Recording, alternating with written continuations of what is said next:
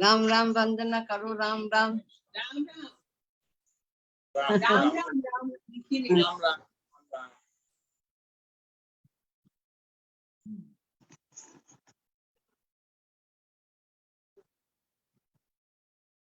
Shri Ram.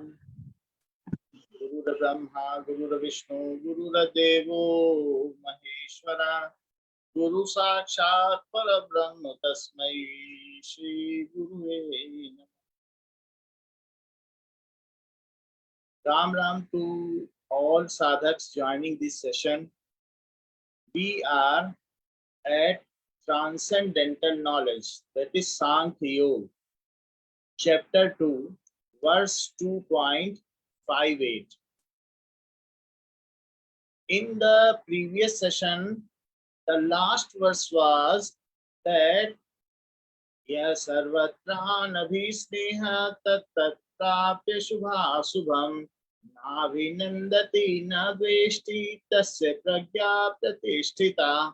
So Lord Krishna was telling that whose wisdom, whose divine wisdom is well established, that person has some symptoms, that person has certain virtues, and those virtues are that the person is unaffected by good or bad, by gain or loss. So that person is unattached with happiness and grief. Now Lord Krishna is telling, extending the verse, what are the other virtues of the person who is sthit pragya. So the person who is well established in divinity is having these virtues. That is Shlok Sankhya 2.58, verse 2.58. Yada sangharate chayam kurmongani sarvashah indriyani indriyarthebhyah tasya pragya pratisthita. Yada sangharate chayam, when the person withdraws, Kurmo Ganiv Sarvasa, Kurmo Anganiv Sarvasa, like Kurmo, like tortoise, Ang, limbs. So, like tortoise, all of its limb withdraws from outside and keeps well inside it, because the tortoise know very well that there is danger outside. So, it protects itself by keeping all limbs inside its calcareous or hard body. Indriyani indriyarthebhya tasya pragya pratisthita. In the similar manner, the person who is having divine wisdom keeps all senses away from sense objects, away from stimuli. So that person keeps all senses away from its stimuli, and then it is said that his divine wisdom is well established or fixed in. जैसा कि भगवान कृष्ण ने बताया इस श्लोक में कि कछुआ अपने सभी अंगों को निग्रह कर लेता है बाहर से और अपने अंदर अपने ढांचे में भली भांति स्थापित कर लेता है, उसी प्रकार से योग में प्रतिष्ठित हुए व्यक्ति को बाहरी वस्तुओं से, जो इंद्रियों के आहार हैं, उनसे कोई मतलब नहीं रहता। वह उनसे अपने आप को, उन इंद्रियों को निग्रहित कर लेता है, अपने अंदर स्थापित कर लेता है। इसका मतलब है कि वो अपनी इंद्रियों को परम धाम में लगा लेता है, जो सबसे बड़े आनंद के स्रोत हैं। उसको क्षणिक आनंद से अर्थ नहीं रहता, वो उनमें रमा लेता है, और ऐसा बुद्धि योगी करता है। This is done by the person who is having intellect. So whose intellect is opened up, so whose mind is opened up, like Manomay Kosh, then it is Jnanmay Kosh, so the other Kosh. So from higher of the energy levels, that person, his mind and his senses keeps within well himself. So वो व्यक्ति अपने अंदर अपने मन को और इंद्रियों को भली प्रकार से स्थापित कर लेता है और ईश्वर की आराधना में लगा रहता है. The literal meaning is when this one fully withdraws the senses from objects of senses as a tortoise fully withdraws the limbs, then that person's wisdom remains well established. Attempting to quench the cravings of senses by supplying them their desired object is lying to rouse a fire by pouring clarified butter. If you put ghee, butter, or oil in fire, then for a time being it will be quenched, but after that it is burning full-fledged with double intensity. So in similar manner, if we think that we can quench our desires by the objects which is suiting it, which gives it happiness, then it is our myth only. यदि हम सोचते हैं कि हम अपनी इंद्रियों को, अपनी इच्छाओं को, कामनाओं को बाहरी वस्तुओं के द्वारा समाप्त कर सकते हैं, तो ये हमारा भ्रम मात्र है, क्योंकि बाद में वे और भी बलवती हो जाती हैं. They get intensified when we keep on supplying them, and it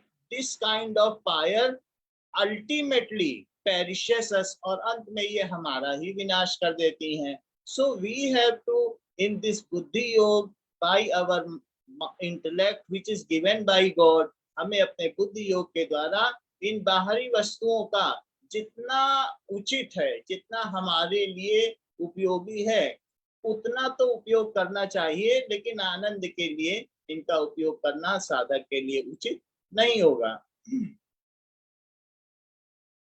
The next verse is विषया विनिवर्तन्ते निराहारस्य देहिना.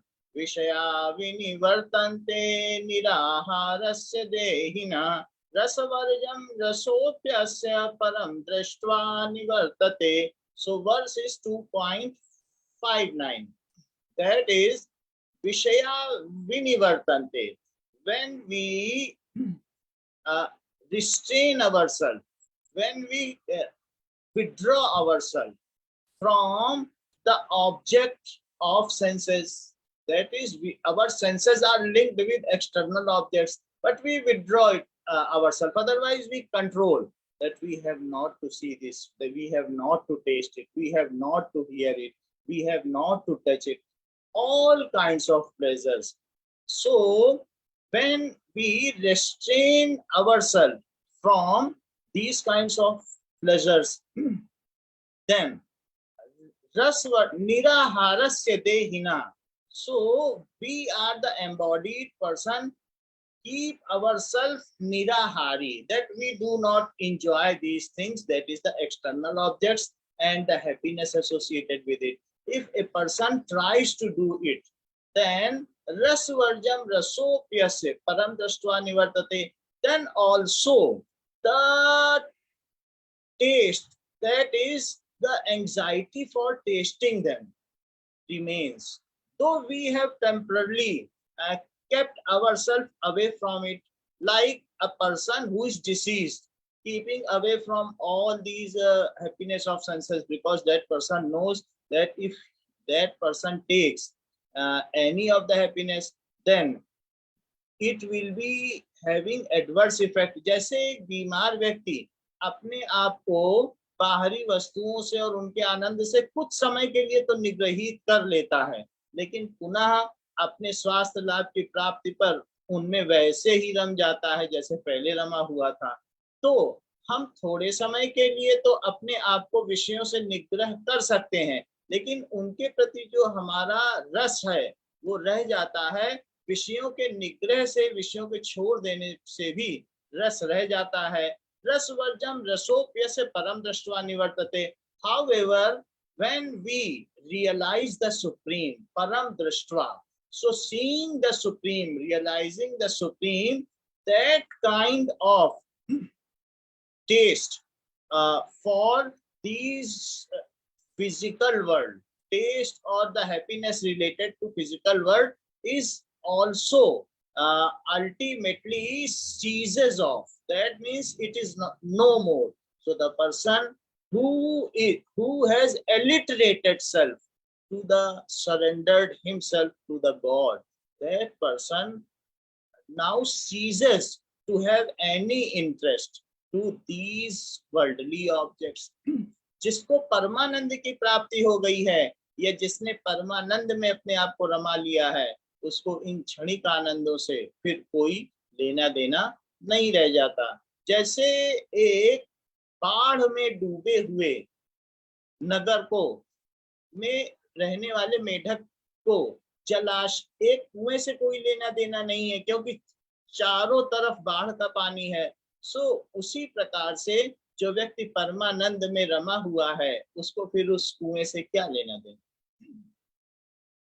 Now the literal meaning is that the object recedes from an abstinent man, with the exception of taste. The person though get abstained from this, but the taste remains. Even the taste of person falls away by the realization of absolute.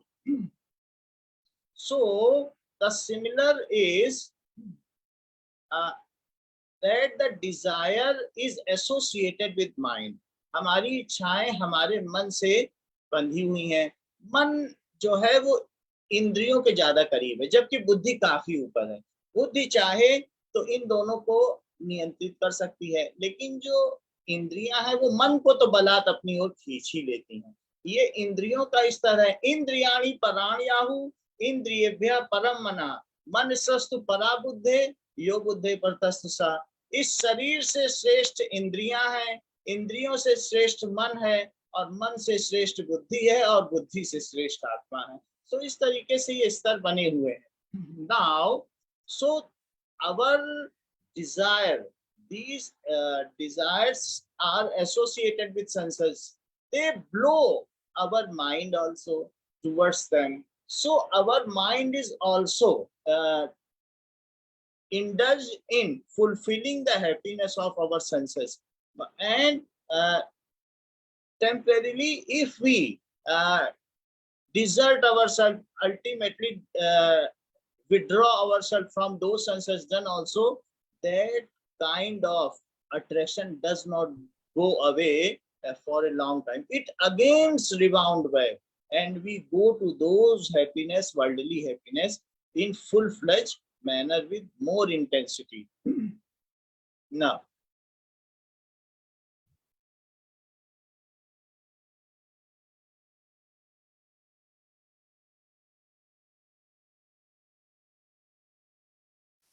the similar is the instance in one of the Veda. So Rig Veda, there is a kind of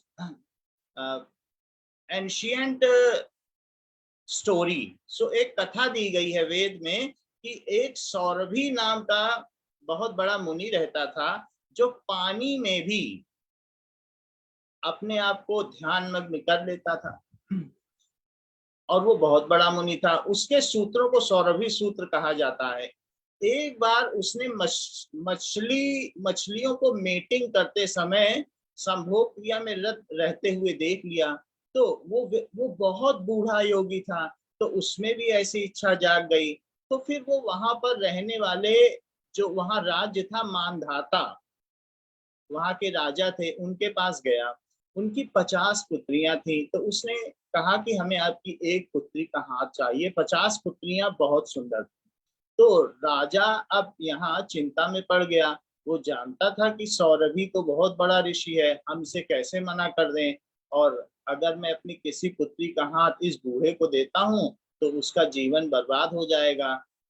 तो उस राजा ने सौरभी से कहा, मैं अपनी 50 पुत्रियों को तुम्हारे सामने उपस्थित करता हूँ, जो पुत्री तुम्हें वरण कर लेगी तुम उसे ले जाना। सौरभी जानता था कि कोई भी पुत्री उसको वरण नहीं करेगी, क्योंकि वो बहुत बूढ़ा और कर्कश दिखता था। तो उसने राजा से कहा, ठीक है, मैं कल प्रातः आता हूँ। अगले दिन उसने अपने योग बल से अपने शरीर को बहुत सुंदर बना लिया, और राजा की सभी पुत्रियों ने उसका वरण कर लिया। राजा को अपने वचनानुसार अपनी 50 पुत्रियों को उसे देना पड़ा। सौरभी ने 50 महल बनाए। जो ऋषि था उसने 50 महल बनाए और अपने योग बल से 50 अपने खुद के रूप बना लिए और सभी राजकुमारियों के साथ वो पृथक पृथक रहने लगा। वो 10,000 वर्षों तक उनके साथ रहा और सभी के साथ पुत्र पुत्रियों की उत्पत्ति हुई। फिर अंत में वही सौरभी लिखता है कि देखो हमारे अंदर जो दबी हुई कामना थी उसने कैसे हमारा जीवन एक परमानंद की प्राप्ति के लक्ष्य से हटाकर ऐसे जीवन में लगा दिया और मेरे 10,000 वर्ष यूं ही व्यतीत हो गए। तो इस प्रकार से हम अगर इन बाहरी चीजों से खुद को निग्रह कर लेते हैं तो भी उनके प्रति हमारे रस की निवृत्ति नहीं होती और परमानंद की ओर अगर हमारा लक्ष्य है, उनकी ओर अगर हम शरणागत हो जाएं, शरणागत होना है।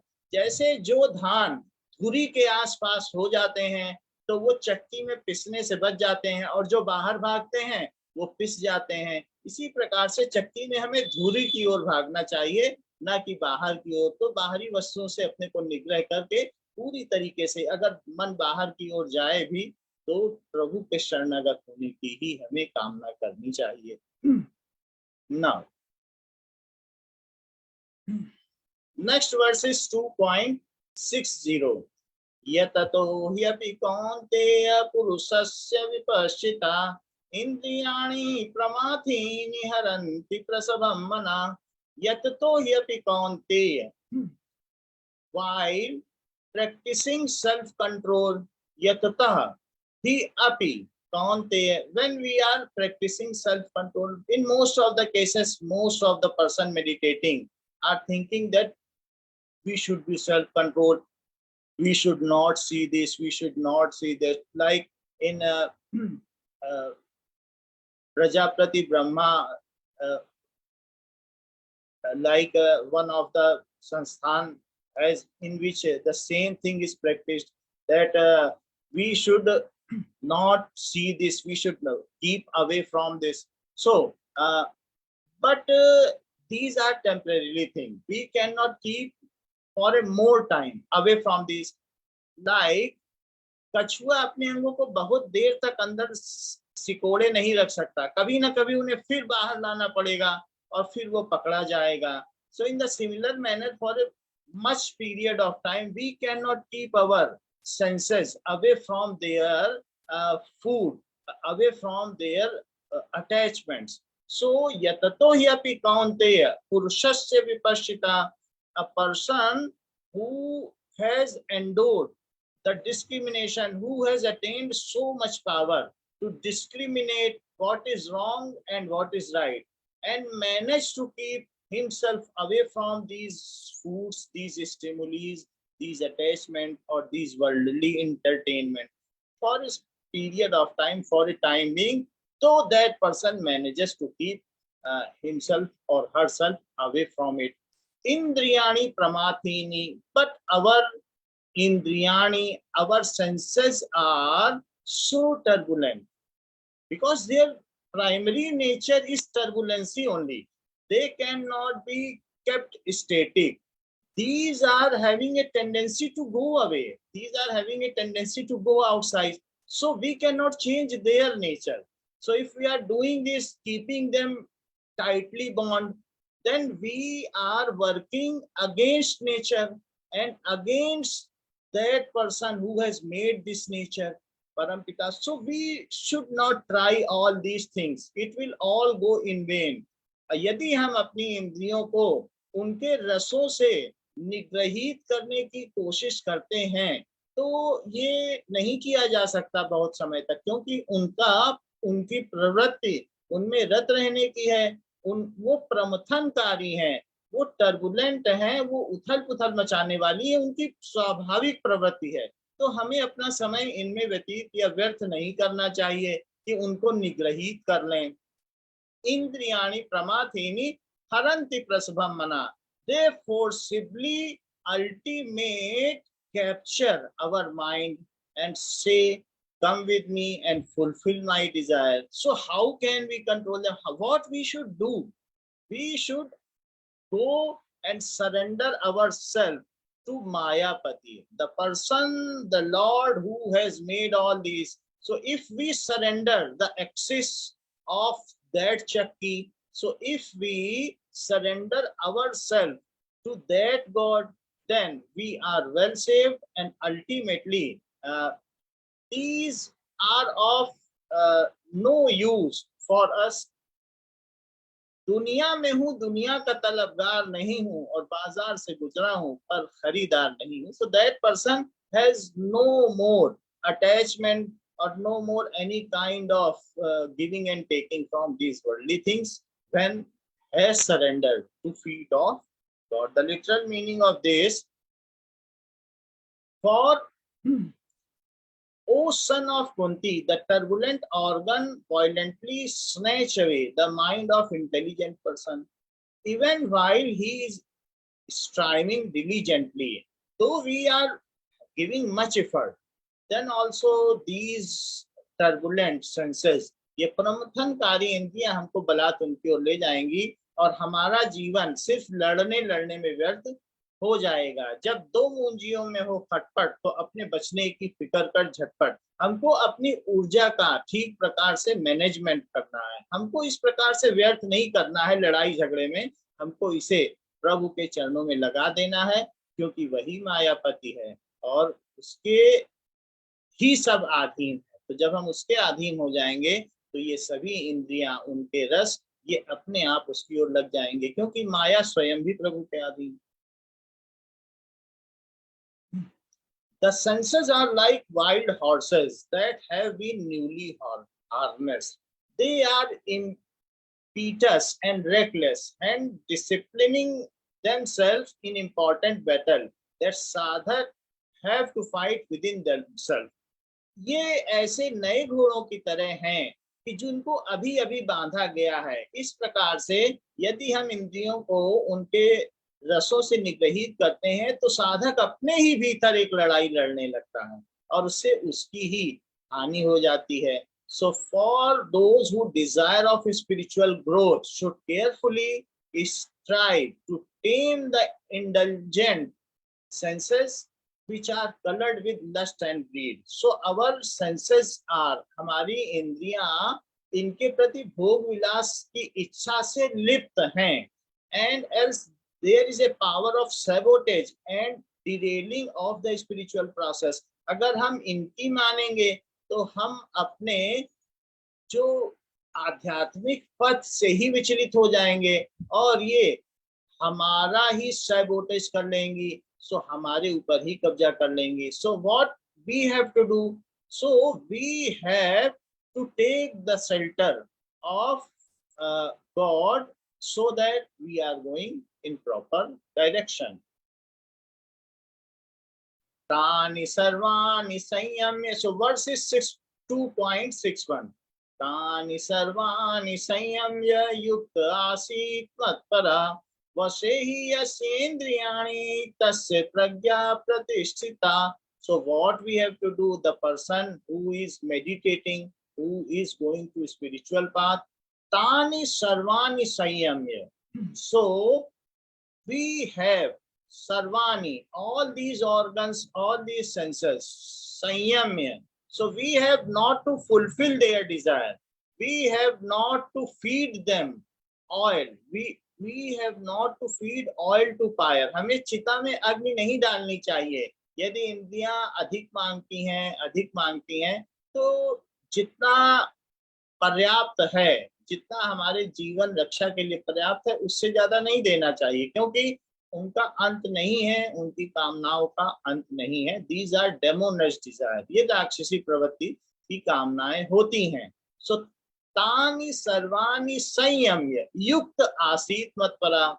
सो in this way unite them all and get seated matpara. You should ultimately surrender to me. matpara, मेरे परायण हो जा. You should surrender to me. You take faith of me. तुम्हें मेरा भरोसा होना चाहिए, मेरे समर्पण होना चाहिए, और सभी को मेरे में नियोजित कर ले. उन इंद्रियों को मेरे में नियोजित कर ले, उस मन को मेरे में नियोजित कर ले.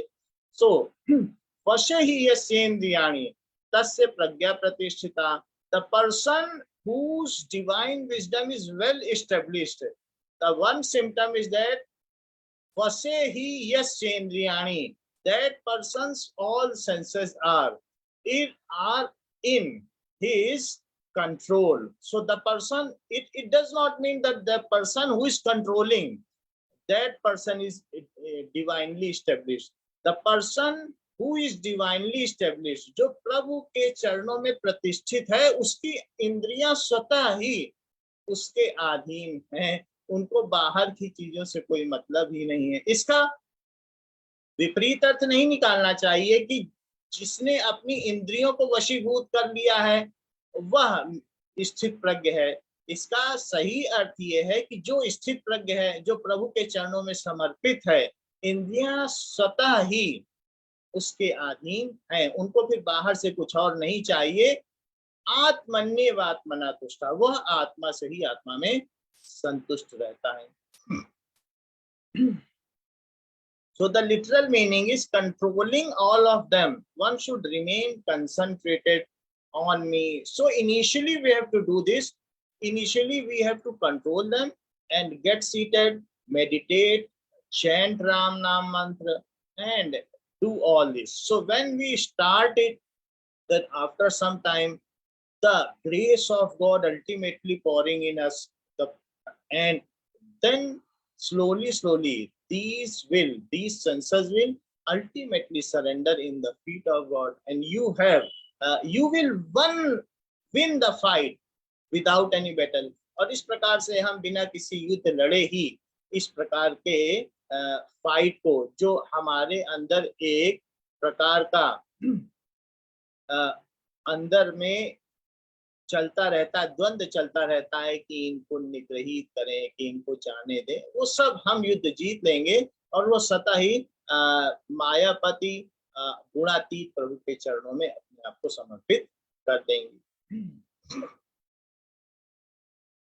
So the person that is absorbed in devotion and is towards me, that person is well established. Here it is said that the impetuous mind and these turbulent senses can be controlled only by the intellect. If our intellect is towards God, like intellect, those persons who are intellectual, those persons who are thinking with mind, like doctors, like great singers, they don't go for taste. Like Lata Mangeshkar has never eaten golgappe.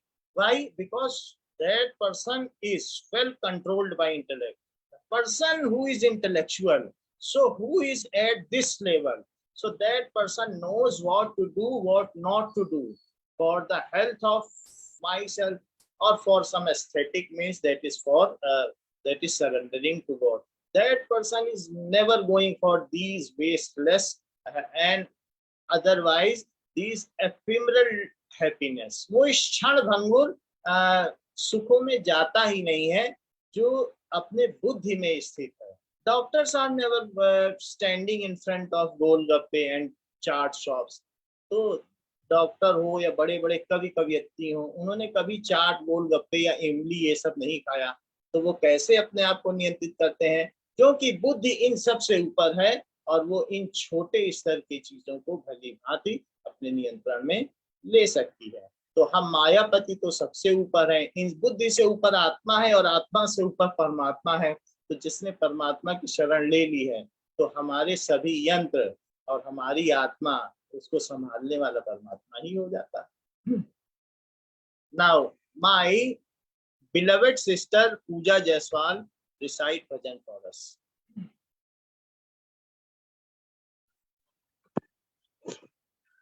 Shri Ram Nath मेरे प्यारे, भक्तों के तुम सहारे, तुम्हें देख देख जीते, तुम्हें को सब सराहते, तुम्हें देख देख जीते.